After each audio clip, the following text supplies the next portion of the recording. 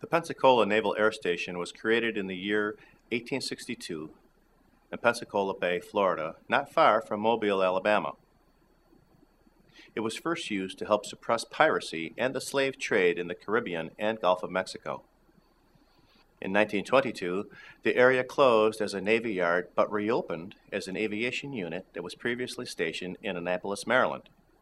The training provided here for Navy personnel involved plane and engine orientation, navigation, signaling, radio, aerial gunning, and bombing. It was used as a central training facility for all operations relating to naval air training during both World Wars. A total of 12,000 men were trained here in 1944. The base underwent a transition from its original use of propeller planes to jet engines during the time of the Korean War. This naval station became known as the Cradle of Aviation and is now also the home of the National Museum of Naval Aviation. It is one of the leading United States military bases. Many workers here were exposed to asbestos, which was commonly used in the Navy until the 1970s. Those most likely to be affected were electricians, pipe fitters, and welders, as well as anyone handling the installation or removal of asbestos products. Asbestos is a highly dangerous cancer-causing agent. When asbestos dust is inhaled, it causes permanent damage to the lungs and other internal tissues. Exposure to asbestos is the proven cause of mesothelioma, a rare and deadly cancer, and other lung cancers and diseases. The Environmental Protection Agency has recently named the Pensacola Naval Air Station and surrounding territory as a Superfund site. This is due to the extremely high levels of toxic pollution and hazardous chemicals in the area and their harm to the environment there.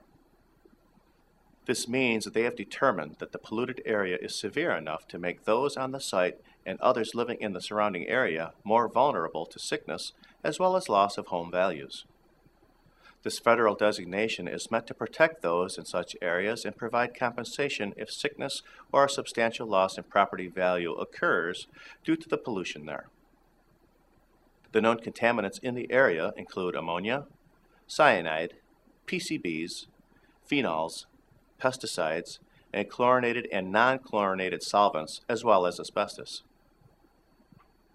Naval bases such as these commonly used high amounts of asbestos for many of their products, which means thousands of Navy personnel were exposed for many years in areas all across the country. Other known exposure sites in the state of Florida include Atlantic Dry Dock, Gulf Marine Repair, Hendry Corporation, Mayport Naval Station, Offshore Shipbuilding Incorporated, and Tampa Bay Shipbuilding. Working in any of these building sites up through the 1970s puts you at high risk for developing mesothelioma, asbestosis, and other lung cancers and diseases. If you think you may have been exposed to asbestos, it is highly recommended that you seek prompt medical advice and regular medical screenings. Thank you for watching. This video was produced by Asbestos.Net, a leading resource on all aspects of asbestos and mesothelioma. Our priority is to inform victims about the devastating effects of asbestos exposure, mesothelioma, asbestos cancer, asbestosis, and other asbestos-related diseases, and to advise them with a wealth of information. Individuals whose lives have been touched by mesothelioma have numerous questions and concerns. Their caregivers and family members also need accurate, reliable information. If you or a loved one have been diagnosed with mesothelioma or asbestos cancer and need more information, we invite you to visit and explore the thousands of pages of oncologist-reviewed material on Asbestos.Net, to call our convenient toll-free number shown below and speak with a mesothelioma specialist, or to use the simple contact form found at Asbestos.Net to request a free copy of our informative books, custom inserts, and DVD. Asbestos.Net. Information and help for patients and families.